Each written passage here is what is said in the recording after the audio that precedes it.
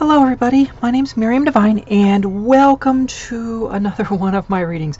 As you can see, I have the smudge stick. Usually I break these up, but for the sake of trying to keep everything in a nice organized thing. So let's first off by just letting cleanse. And if you have a smudge stick or something, it's time to cleanse your space.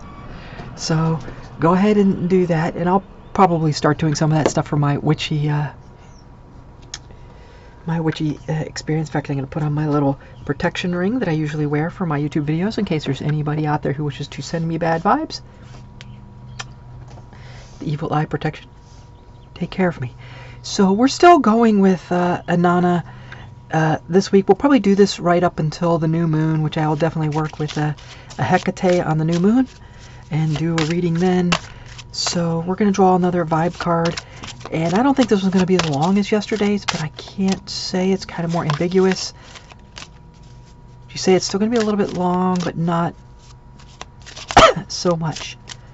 So, Inanna, what is the vibe for my viewers, for the collective today? It's this one. It's the one that's kind of interestingly upside down. I find that very interesting. That's our card. Why it's upside down in my deck, I do not know. It must have flipped somewhere when I was shuffling. And we have the songstress. We could almost guess this a card about voice. But we're going to go ahead and read the little book. And then we're going to draw some more information on that card. It's number 11, which is a very magical number, by the way.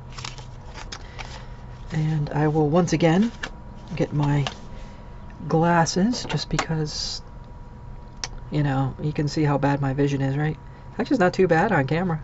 Look, you can actually see it. Probably because my camera is not that great. I'm going to upgrade these in a minute. Okay, the songstress, number 11 or 11, which is definitely angels are watching you. Whether this has anything to do with that or not, I don't know, but they're definitely there. You're definitely being cared for and watched. When was the last time you had a conversation with the moon? Made music for the sky at night? Sang songs to the stars? When was the last time you showed up fully, just as you are, and offered your voice to the universe? And they say here, which incidentally means song, one song. Universe. Oh yeah, UNI-VIRS, one song. Interesting. I've never thought about that. But yes, the universe is just one giant song. I like that. I wonder where the roots of that is. I should probably look that up. Probably like Latin or something. So many of us left the idea of perfect get in the way of good. We refuse to make an offering of our art, our music, our services, our ideas, our mission, our soulcraft, because we feel we aren't yet polished enough.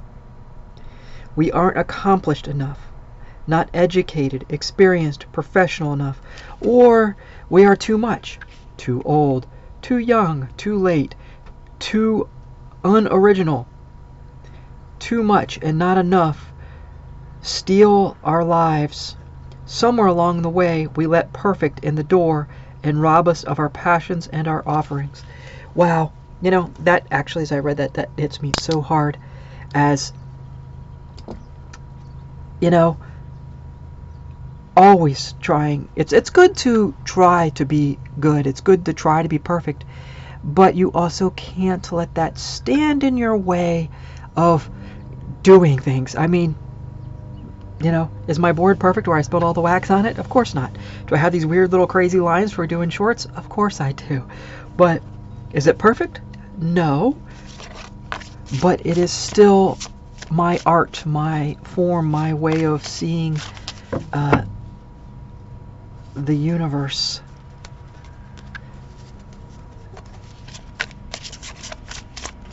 Okay, Inanna, let's get some more information on this songstress.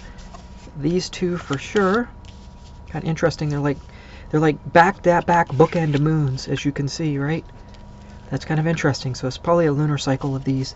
But Inanna, give us some more information. That one for sure. If we can get it out of there.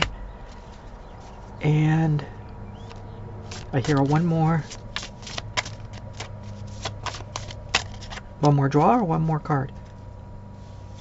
Okay. So we'll see how these messages combine, whether they're similar, whether we need to get more cards on it.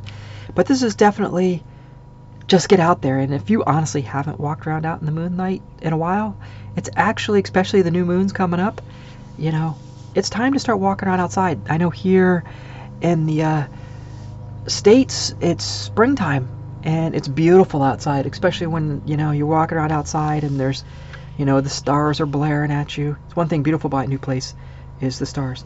Okay, we have the Maiden of Wands, which is this page of action, right? And this is a very Kundalini card. As soon as I saw the snake, I saw it spinning around her with the fire blowing out of her body. If you've ever been through the Kundalini experience, it's literally like, I mean, it's not fires, but it's like a lightning bolt. The earth Kundalini is more like a fire, but your Kundalini, when you activate it, there's a couple of different ways. One is smoldering fire, which does take a long time, like lava feel. The other is this lightning bolt that shoots up your spine in a spiral, and it will activate you. It will change your spiritual, mental, physical, emotional life completely. And it's a different experience than running like your orbits and just your regular chi energy and stuff, which is good. You can actually get that heat and the burn from that as well, and that can really activate you. But until you've done this, the Kundalini, you haven't activated all of your spiritual magic yet. And in fact, that's only really one of the smaller steps. There's many steps after the Kundalini. But I instantly get that from here. Why I went on Kundalini when we're talking about your magic, your song, I think it's all about expression of magic. That's why I probably did it. Magic kind of took over my mind. Magic, this could be, you know, your YouTube channel or singing and voice, but it's about activating and doing your magic. And magic's not perfect. I mean, it's not. I mean, it's like the earth. So there's dirt and your feet get crusty when you walk in the dirt. Is it wonderful and beautiful? Yes. Does it leave a little bit of mess? Yes, it does. It's not clean. It's not perfect. And the Sovereign, which is the... Let me look that one up. I believe the Sovereign is... Where's my book? Oh, where did my book? Oh, here it is. The Sovereign, I think, is the Emperor card. But let's see. The Empress is the 3, which means this. The Sovereign is number 4. Okay. That's exactly what I thought. I don't know why. I just had a brain meltdown. Right? I'm not perfect. Songstress, I'm not perfect. Right? The Sovereign coming up in reverse is that you don't have to be on top of your game. It's like reconfirming this, you know, you don't have to be perfect. It's upright. You're perfect. You're in that Emperor mode. You're on top of everything. You're right there and doing well. Well, this means you can still be the Emperor. You can still be that. But you can be a mess. You know, you could, you know, wear your pajamas doing tarot readings. You can do that. It's not going to, you know, destroy your art. In fact, it might even make it more fun. And people might appreciate it more, maybe. We'll see. Let me know down below in the likes and comments. Do you appreciate it more that I'm more relaxed and wearing my PJs? Or do you want me to get all fanced up in a witchy outfit and, you know, do this from like dark stuff and, you know, and cast little spells and things during my readings? Which I kind of do anyway. That's what, you know, speaking kind of in the past was all about spells, songstress, right? This is all about your magic, by the way. Magic, magic, magic is all over this reading. So, and we have the Ace of Pentacles, right? This earth magic. Like I was talking about the earth Kundalini, this is earth magic. And, you know, like I keep having all these little, you know, things I got to do. I got to teach you all how to sing the song of the earth serpent song, or how to activate the Kundalini of the earth for yourselves. And this is about doing magic with the earth. And earth magic is not about, you know, you're going to go out there and draw, you know, little, you know, this is like a Star of David, but draw like symbols in the dirt and then stand in it with a bunch of candles and cast and have snakes circle around you. Yes, you can do that, but it's more about just go plant some plants, get in the dirt, and just zen into or get into the planting so much that you forget everything else and become part of the earth. And you're just doing your job of healing her. Oi, I'm sorry, I shouldn't have ate that brownie earlier. And we have the Four of Cups. Interesting, this came out, I believe, and I think the same spider has to block it. It came out yesterday as an obstacle card, and it's not really the obstacle card here.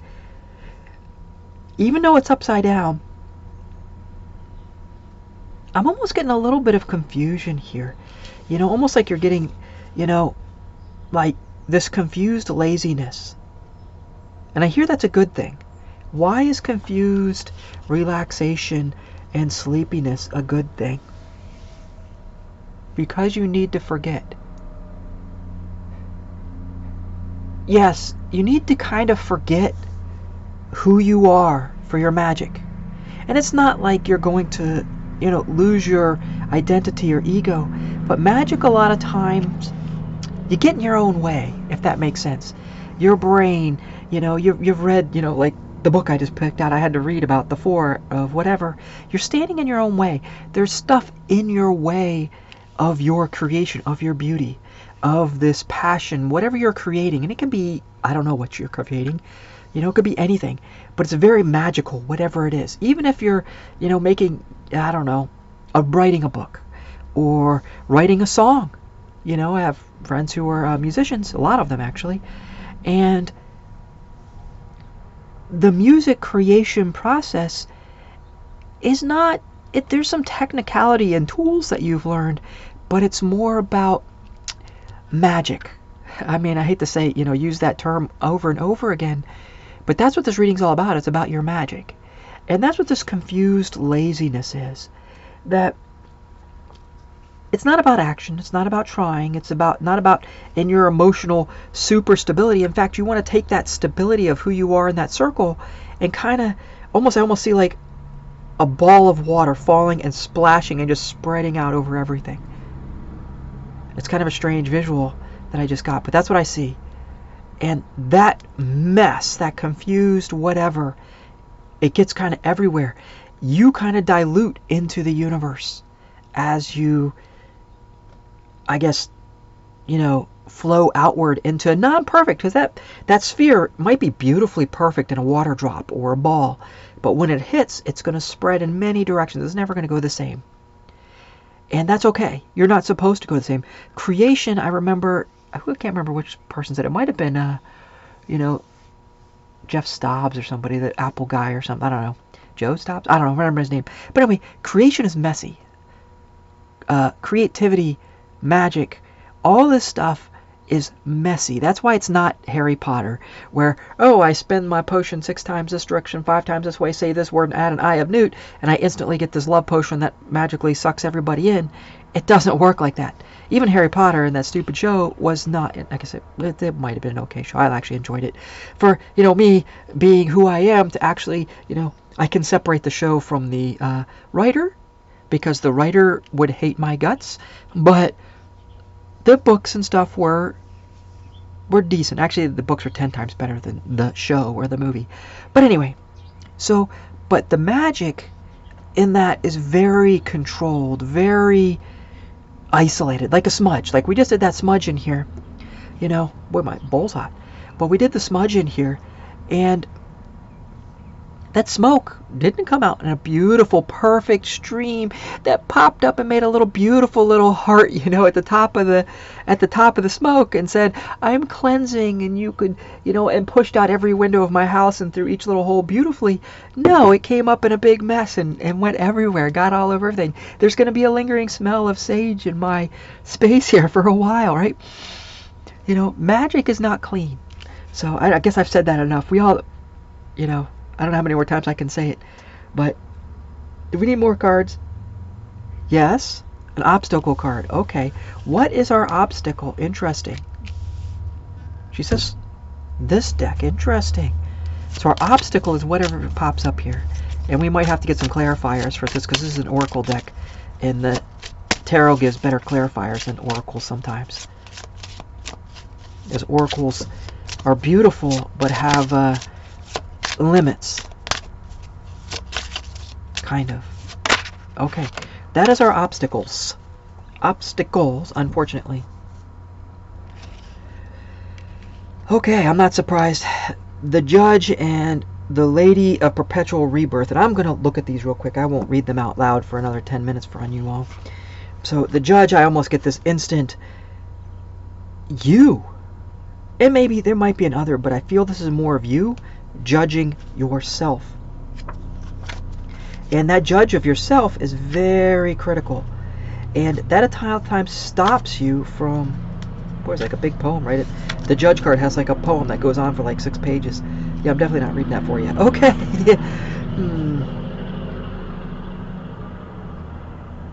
Yep, it's all about inside of you.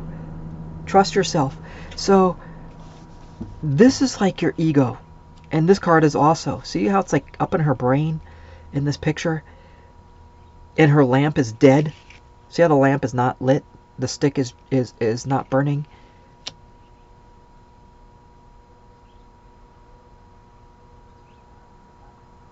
I almost get there's like a fear of this. You think you're rebirthing too many times. You think that you're going through this shadow moment, this glow up, this darkness, like endlessly. It's almost like it's going on, and you've been stuck in it for years. Maybe your entire life. Yeah, lifetimes, I hear. It's not just years, it's lifetimes. And you keep going through it over and over and over again. And your brain is getting wrapped around in that. See this thing wrapping around her mind here in the picture? See this thing? Whatever this like moon in the back of the chair or whatever. It's like wrapping around in spirals, and you keep getting stuck. It's like stuck. See how it's like shadowing her brain in this card? There's this feeling that you're not going anywhere. It's like you're endlessly stuck in a birth canal. And I mean, the earth kind of is one, but there's more to getting born than being in the birth canal. And you feel that, and it's almost like freezing you up. It's freezing your magic up. Because you're getting focused on that versus focusing on just existing, if that makes sense. Just singing your songs. Singing your magic, right? With the universe, the one song of your life. And yeah, I think that's what we have. Do we have anything else, Inanna? She's saying yes. She says one, and I don't know what this message is, because this feels like it's almost like a separate side. And she says draw one from this deck. Right, there's one stuck in the box. Okay, so, and of course I got it. Wait a minute, these cards are all like, oh, here, that one's backwards. Okay, that was weird. 2 cards upside down. Well, what are they? The House of Flowers and the Elixir of Life. Yeah, I mean, actually, that's our cards. She says yes, those are our cards. We don't have to draw, we have to shuffle. The Elixir of Life is like this living being. That's it. This House of Flowers is this beautiful thing you've built, but it's also like a trap until you explode out of it. And, okay, is that it? She says, yes, but no, tomorrow there'll be another. So, Inanna still has more to do with us. That is what I have for you all today. I love you all. Sing your inner songs. Be your inner creative selves as much as humanly possible. I love you all. Bye.